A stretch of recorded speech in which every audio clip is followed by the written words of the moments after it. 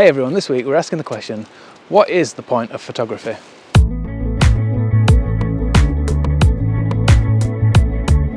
So I can't believe that this is my first video from the Lake District, but here I am.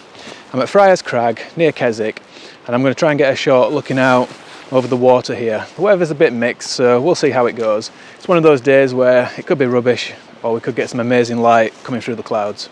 Either way, I'm going to have a great time. So like I said, today I'm asking, what's the point of photography? Is there a point? Has it changed throughout the years? Or is it different for different people? We're going to ask all those questions, and along the way I'm going to be trying to get this shot. Because it's really windy, and also because I really want to focus on the photography today, I'm not going to do my talking segments here. This is the only one I'm going to do. So the next time you see me, I'm going to be at home, and future me will deliver those talking segments for you. But rest assured, we're going to come back to this scene here, and we will show the shot at the end of the video.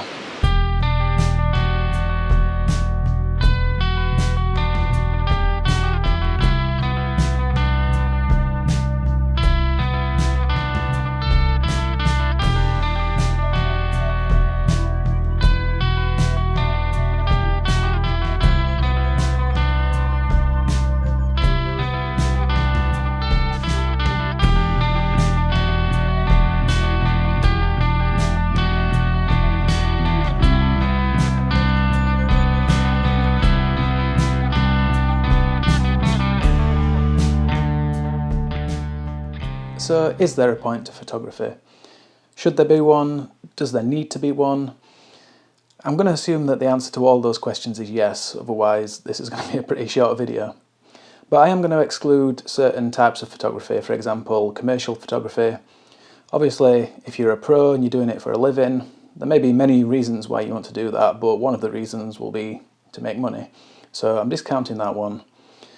I'm going to discount record photography because if you're capturing an object or a scene and you want it to be as accurate as possible, there's a definite purpose there. And I think the vast majority of us all take photographs every day to document our lives, to get images of our friends, family, loved ones, to look back on those in a nostalgic way, to look at the memories.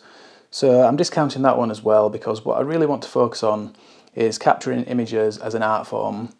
So whether that's to go out and capture landscapes or portraits or wildlife, it's going out, the process of doing it as a hobby or to capture it as art. So here's an image that I captured on the first morning of our weekend in the Lake District. It's captured during golden hour, and it was literally from our campsite. And as you can see, it's quite cloudy, but there are enough breaks in the clouds just to let enough light through to light up those hills with some really nice golden light.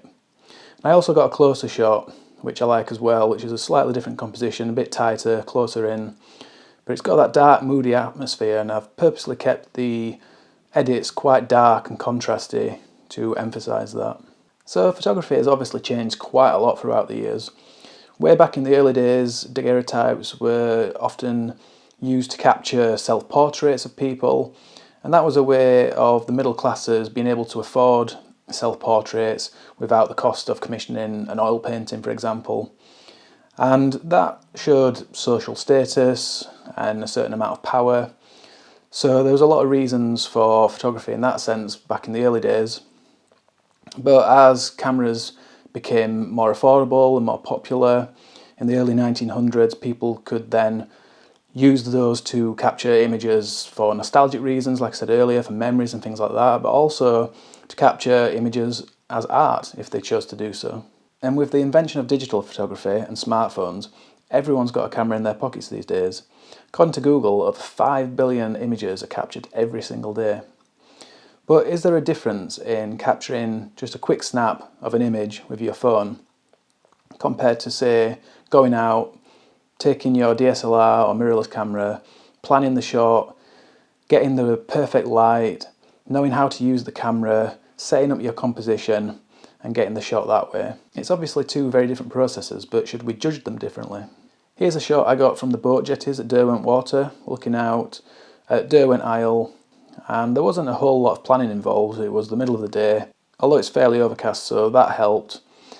And we'd gone for a walk, and I just spotted the scene as we passed. It was raining, so I needed to be fairly quick. Compositionally, I think it's a nice shot, and it would be good to come back to this when the light's a bit more dynamic.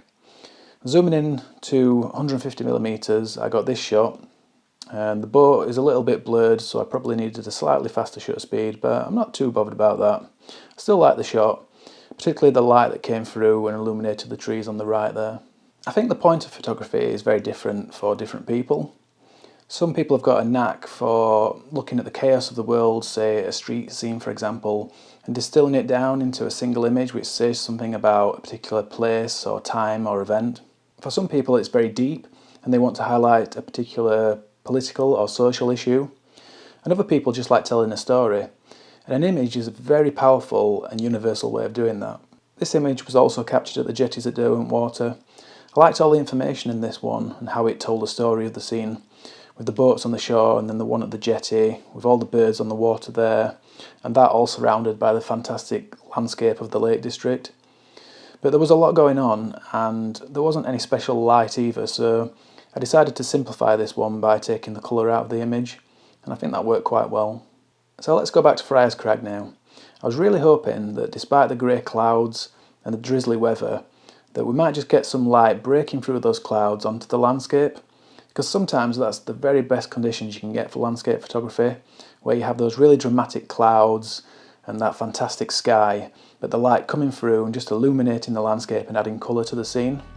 But as you can see, unfortunately, the cloud never really broke through and I was left with quite a dull grey scene. I tried several different spots to try and find a composition, going high and low with my tripod and swapping between the 24 to 200mm lens and my 14 to 30mm lens. I eventually settled on a low angle, fairly wide, although I was using the 24 to 200, and with the light swiftly receding, I opted for a long exposure shot in the end. So I didn't have to work too hard for that. I just set my ISO to 64, narrowed the aperture slightly, and with the low light anyway and a ND64 filter, I was able to add that ghostly effect to the water. And in the end, despite a fantastic landscape in front of me, the final image was probably one of the poorer shots of the weekend. So why do I spend so much time doing all of this? Trotting out in the evening to far-flung locations, or getting up early at 5 AM in the morning to go out in the rain and capture a dull, grey, lifeless scene? Well, for me personally, there are 2 points to photography, or 2 reasons to do it. One is to capture the beauty of a scene and to be able to share it with people in the way that I want them to see it. I can manipulate how they see an image through how I plan a shot, how I compose it, how I use the camera to capture it, and then how I edit it afterwards. And although my shot at Friars Crag is not exactly how I wanted it to be, hopefully it does tell a story about how a dark and moody evening can be in the Lake District. The second reason is simply the process of going out, being in nature and taking it all in. I've definitely been to some brilliant, amazing places that I probably wouldn't have gone to if it hadn't been for photography. And I know it might sound cheesy, but going out and experiencing it all, hearing and seeing all the animals and smelling the smells of the woods or the fields, it really does make you feel alive. So I never regret going out to capture an image, even if it doesn't come off. And anyway, I was rewarded the next morning with this shot. It was a particularly colourful and dramatic sunrise, and I headed out to a nearby field where I'd seen a tractor trailer the day before. And I used that as a bit of foreground interest to counterbalance that amazing sky and landscape, and I was really pleased with how that one came out. So that was my very brief trip to the Lake District, but I'll be there again soon to make more videos, very soon hopefully. And those are my thoughts on what the point of photography actually is.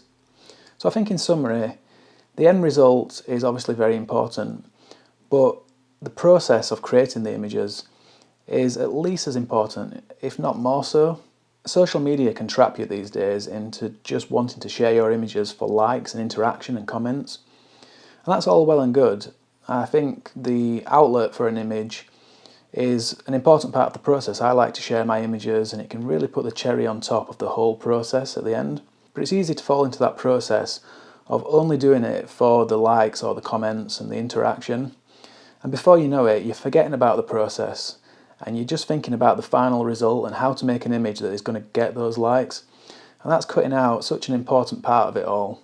And in the end, you're going to end up with generic images that are just geared towards getting that interaction. So don't worry too much about the end result. Concentrate on the process, enjoy it, and inevitably you're going to get good results along the way at some point. They're my thoughts on what the point of photography is, but I'm interested to hear yours. Leave some comments down below and we can all learn about your different ideas about the point of photography.